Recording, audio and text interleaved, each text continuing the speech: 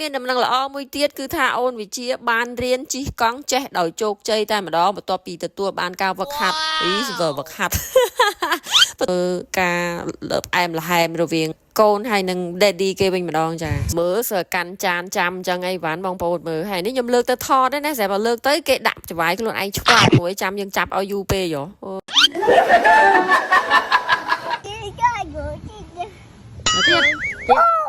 គូនេះបើក្បាលវីដេអូមកណោះបងប្អូនមកស្ដាប់អ្នកចម្រៀងបងប្អូន2នាក់ដល់ល្បីឈ្មោះឆាច្រៀងព្រោះខ្លាំងមែនតើតោះមកស្ដាប់អ្នកចម្រៀងច្រៀងសិនបងប្អូន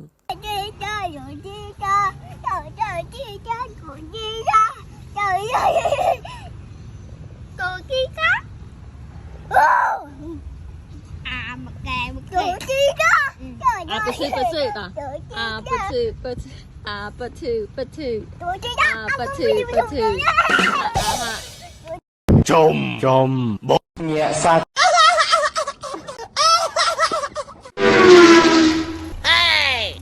ហើយមានដំណឹងល្អមួយទៀតគឺថាអូនវិជាបានរៀនជិះកង់ចេះដោយជោគជ័យតែម្ដងបន្ទាប់ពីទទួលបានការវឹកហាត់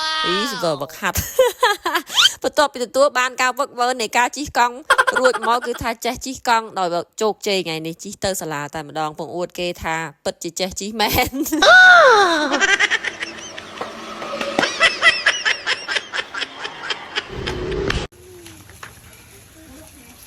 បន្ទាប់ពីមានរបួសស្នាមនៅលើជង្គង់ស្ដាំជង្គង់ឆ្វេងជាំស្ដាំអាយ៉ះកែងដៃអីខ្លះមកគឺថាអាចជិះបានរយតែម្ដងអញ្ចឹងបានពាក្យចាស់ថាដួលហើយងើបដូចកូនក្មេងរៀនជិះកង់អញ្ចឹង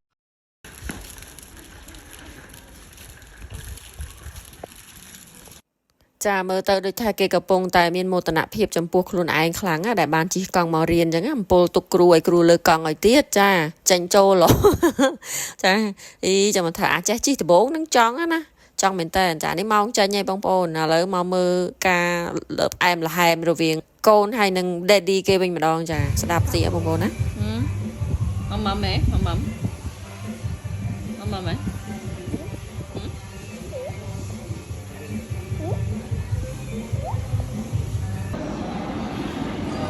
បន្ទាប់ពីផ្អែមល្ហែមគ្នាចប់មកគេក៏ប្រឡងប៉ាគេបានសម្រាប់គេសុំប៉ាគេមកញ៉ាំស៊ុបអញ្ចឹងទៅក៏នាំចេញមកខាងក្រៅបងប្អូនគេថាមកជុំគ្នាតែម្ដងមកក្នុងហាងចិននិយាយទៅអត់ស៊ុបនេះអត់ហឹលទេព្រោះអត់យកសៀវឈាន់យកអីទេបងប្អូនហើយដោយសារតែគេអស់កម្លាំងព្រឹកមិញគេធ្វើអ្នកចម្រៀងផងគេជិះកង់ទៅរៀនផងអញ្ចឹងដល់អញ្ចឹងគេសុំប៉ាគេមកញ៉ាំស៊ុបចា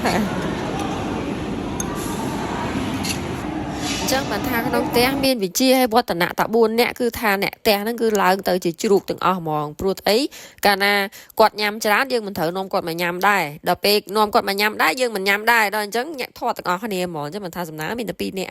ដោយសារគាត់រាសនាមស្ដាច់ញ៉ាំអញ្ចឹងហើយគឺថាគាត់ញ៉ាំច្រើនណាស់បងប្អូនញ៉ាំបានគ្រប់មុខហ្មងដល់អញ្ចឹង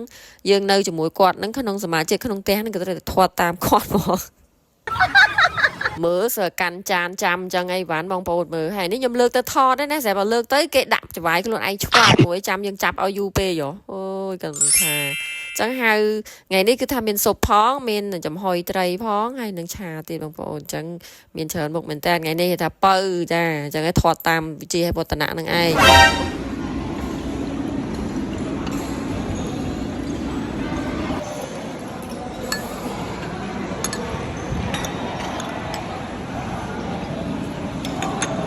អូខេវីដេអូចាប់តាមហ្នឹងហើយអរគុណបងប្អូនជួបគ្នានៅវីដេអូក្រោយទៀត